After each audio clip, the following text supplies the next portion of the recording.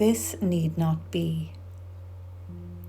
If you cannot hear the voice for God, it is because you do not choose to listen. That you do listen to the voice of your ego is demonstrated by your attitudes, your feelings, and your behavior. Yet this is what you want. This is what you are fighting to keep, and what you are vigilant to save.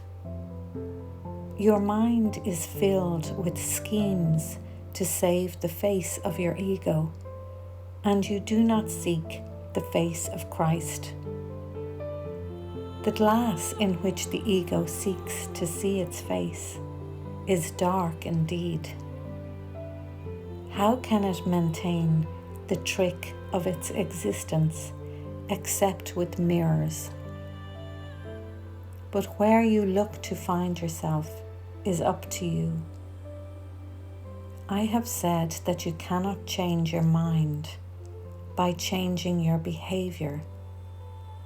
But I have also said, and many times, that you can change your mind. When your mood tells you that you have chosen wrongly, and this is so whenever you are not joyous, then no, this need not be. In every case, you have thought wrongly about some brother God created, and you are perceiving images your ego makes in a darkened glass.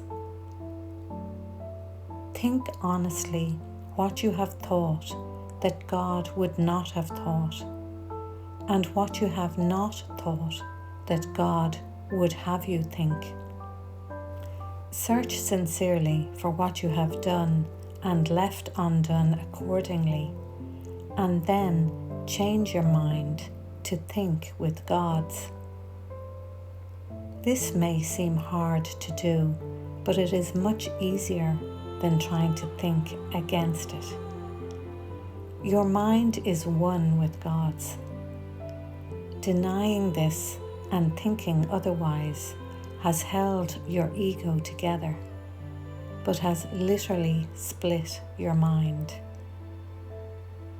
As a loving brother, I am deeply concerned with your mind and urge you to follow my example as you look at yourself and at your brother and see in both the glorious creations of a glorious Father.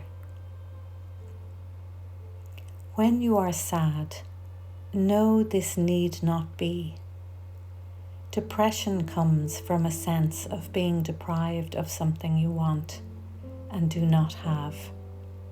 Remember that you are deprived of nothing except by your own decisions, and then decide otherwise. When you are anxious, realize that anxiety comes from the capriciousness of the ego, and know this need not be. You can be as vigilant against the ego's dictates as for them. When you feel guilty, remember that the ego has indeed violated the laws of God, but you have not. Leave the sins of the ego to me. That is what atonement is for. But until you change your mind about those whom your ego has hurt, the atonement cannot release you. While you feel guilty, your ego is in command, because only the ego can experience guilt. This need not be.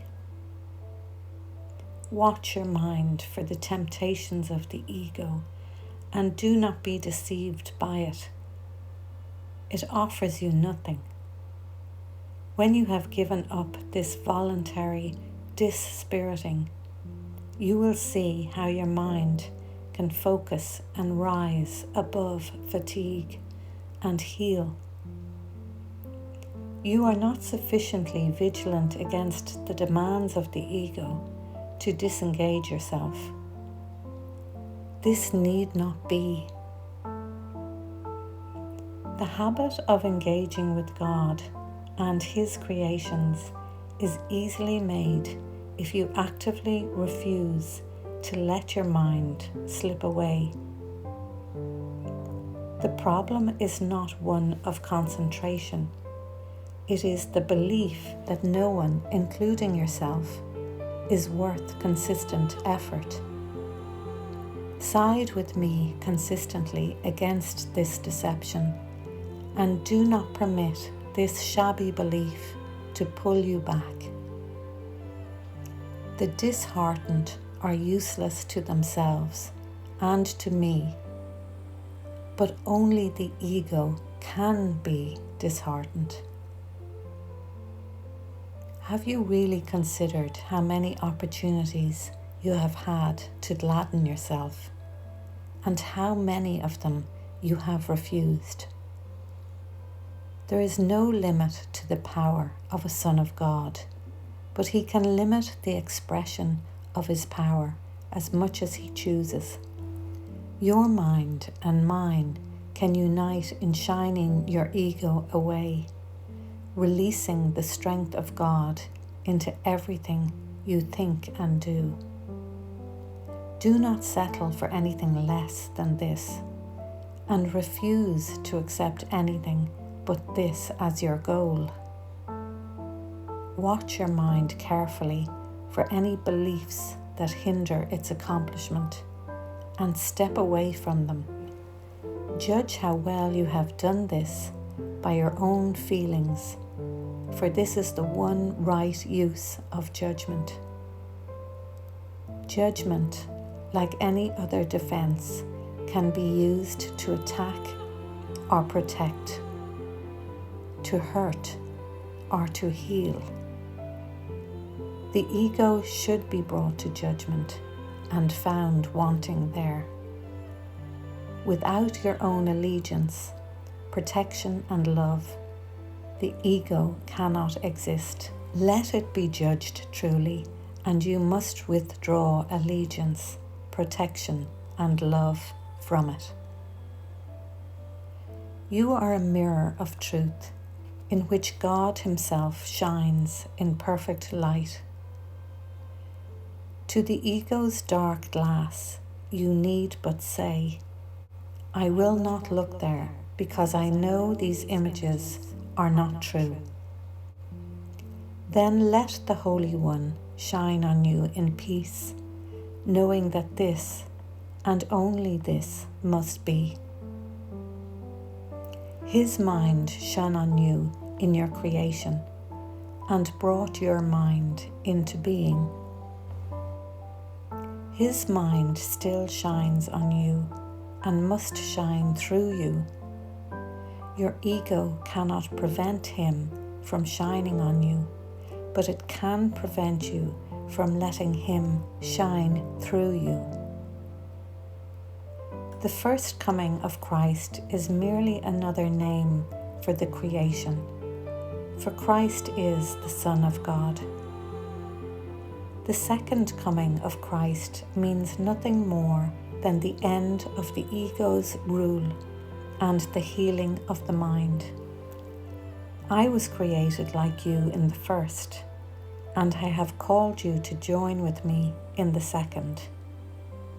I am in charge of the second coming, and my judgment, which is used only for protection, cannot be wrong because it never attacks. Yours may be so distorted that you believe I was mistaken in choosing you. I assure you, this is a mistake of your ego. Do not mistake it for humility.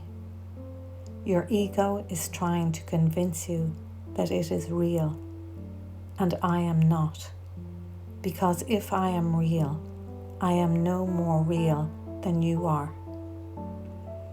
That knowledge, and I assure you that it is knowledge, means that Christ has come into your mind and healed it.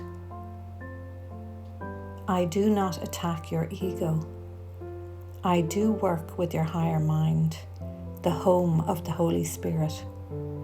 Whether you are asleep or awake, just as your ego does with your lower mind, which is its home. I am your vigilance in this, because you are too confused to recognize your own hope. I am not mistaken.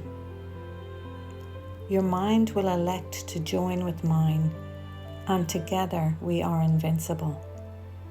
You and your brother will yet come together in my name, and your sanity will be restored. I raised the dead by knowing that life is an eternal attribute of everything that the living God created. Why do you believe it is harder for me to inspire the dispirited or to stabilize the unstable? I do not believe that there is an order of difficulty in miracles. You do.